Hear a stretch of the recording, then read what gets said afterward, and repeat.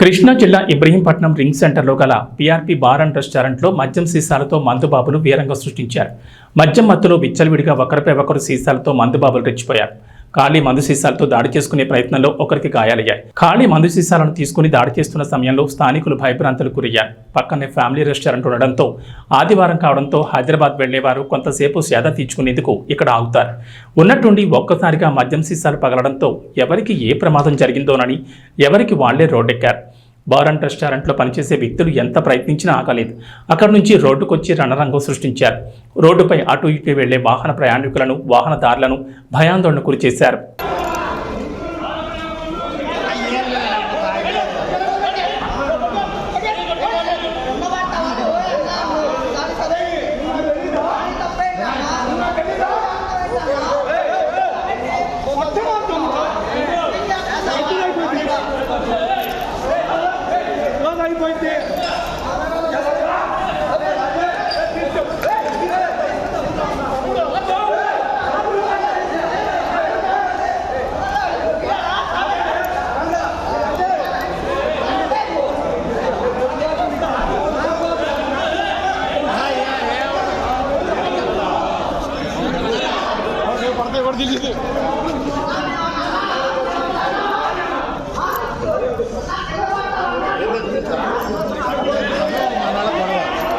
తాగేవాళ్ళకి apply చేస్తున్నారే అది